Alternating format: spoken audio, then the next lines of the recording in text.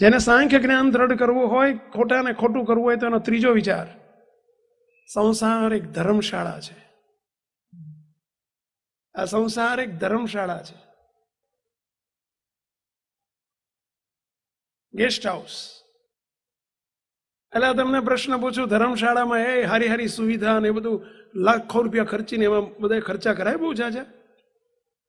હા, ધર્મશાળામાં બહુ જાજા ખર્ચા કરાય? એટલે એક રાત કે 2 રાત રહેવાનું હોય તો જે હોય ચલવીને નીકળી જવાનું હોય ભાઈ. એમાં કે લાખો રૂપિયા ના ખર્ચાય, મૂર્ખો કહેવાય. જ્યાં કાયમી રહેવાનું હોય ત્યાં લાખો રૂપિયા ખર્ચાય. સાચી વાત છે? એટલે સાચી વાત છે. બધા થાકી ગયા લાગે છે. ઘનશ્યામભાઈ થાકી ગયા લાગે છે. તો જરા હાજી નાજી તો બોલો, કંઈક તો અમને સપોર્ટ કરો. એટલે આ ધર્મશાળામાં લાખો રૂપિયા ખર્ચાય?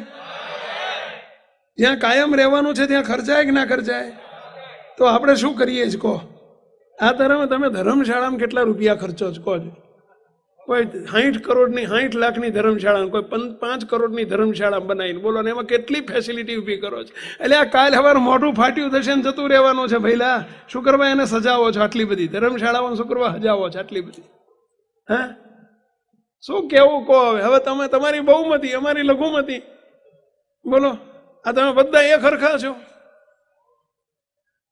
જો ધર્મશાળા જો માની હોય, એટલે આ કોઈ પેલા રાજા હતા અને એક મહાત્માજી હતા. તે મહાત્માજી રાજાના બગીચામાં આવીને બેસી ગયેલા. રાજાનો મહેલ ને મહેલ આગળ બગીચો, તે બગીચામાં આવીને બેસી ગયેલા. સાંજ પડી, 5 વાગ્યા, 6 વાગ્યા. 6 વાગે બગીચો બંધ થઈ જતો એટલે સિપાહીઓ આવ્યા પેલા મહાત્માજીને કે મહાત્માજી ચલો ઉઠો, અહીંથી ઉઠો, હવે દરવાજો બંધ કરવાનો છે, બધો ખાલી કરવાની છે પબ્લિકને બધાને. પેલો કે ભાઈ તું કોણ છો? તો કે હું સિપાહી છું, અહીંનો ચોકીદાર છું. તો કે અહીં કોણ રહે છે? તો કે આ રાજાનો મહેલ છે. નહીં, હું નહીં ઉઠું, મારે અહીં રાત રહેવું છે, હું ક્યાં જવું? અરે ધર્મશાળા છે, હા મેં ધર્મશાળામાં જાઓગે? અહીં ઓછું ધર્મશાળા છે, તમે બેહી રહ્યા છો? તો કે નહીં, જવું પડશે. નહીં જવું કે હઠીને બેઠા હતો મહાત્માજી. બોલ્યો કે જાઓ છો કે નહીં? તારા કીધો નહીં જવું, તારા રાજા આવીને મને કહે ને કે ઉઠો જાઓ ધર્મશાળામાં તો જવું. બોલે જઈને રાજાને ફરિયાદ કરી કે રાજાના એક મહાત્માજી હવે હઠીને બેઠા છે, માટે તમારું કહે છે કે તમે આવીને કહો તો જાય, માટે આવો ને પધારો ને. રાજા આયા નીચે. રાજા નિર્માની હતા, એમણે આવીને હાથ જોડીને કહ્યું કે મહાત્માજી સાંજ પડી ગઈ છે, રાત પડી ગઈ છે, માટે તમને હું વ્યવસ્થા કરાવી આપું, મારો માણસ આવે, તમને બધી સુવિધા મળી જાય, બધી ફેસિલિટી મળી જાય, અને તમને ત્યાં કાંઈ ચાર્જ નહીં થાય. તમે ત્યાં ધર્મશાળામાં તમને વ્યવસ્થા કરી આપે. અહીંથી ઉઠો ને ત્યાં જાઓ, આ ધર્મશાળા નથી. મહાત્માજી પૂછે છે કે મારા પ્રશ્નનો જવાબ આપ, પછી હું જઉં. આ મહેલ કોણે બંધાયો? આ મહેલ બંધાયો કોણે? તો કે મારા દાદાએ. દાદાએ મહેલ બંધાયા પછી કેટલો વર્ષ અહીં રહ્યા? તો કે 5 વર્ષ રહ્યા, અને પછી દાદા એક્સપાયર્ડ થઈ ગયા. પછી કોણ રહેતું હતું અહીંયા? તો કે મારા બાપા. એ કેટલા વર્ષ રહ્યા? એ 35 વર્ષ રહ્યા. પછી એ ગયા. અત્યારે કોણ રહે છે? તો કે હું રહું છું. ધર્મશાળા કોને કહેવાય? મહાત્માજી પૂછે છે કે ધર્મશાળાનો અર્થ શું? કે જ્યાં જ્યાં કોઈ કાયમી ન રહે, આવે ને જાય, એનું નામ ધર્મશાળા. તો તારા મહેલમાં તે કોઈ કાયમી રહ્યું? તારો દાદો આવ્યો ને 5 વર્ષ રહીને જતો રહ્યો, તારો બાપો 30 વર્ષ રહીને જતો રહ્યો, તાર તું આખી જિંદગી રહેવાનો છું? ઓલી ધર્મશાળા છે, એમ તારો બાપ આ ધર્મશાળા છે. આ તું ધર્મશાળામાં રહે, તારે આખી જિંદગી નથી રહેવાનું અહીંયા. હા, શું મંડ્યો છું? ઘર ને બંગલો, આ ધર્મશાળા છે.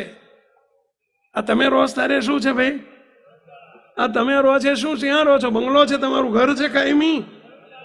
હા, આ તમારું કાયમી નિવાસ સ્થાન છે?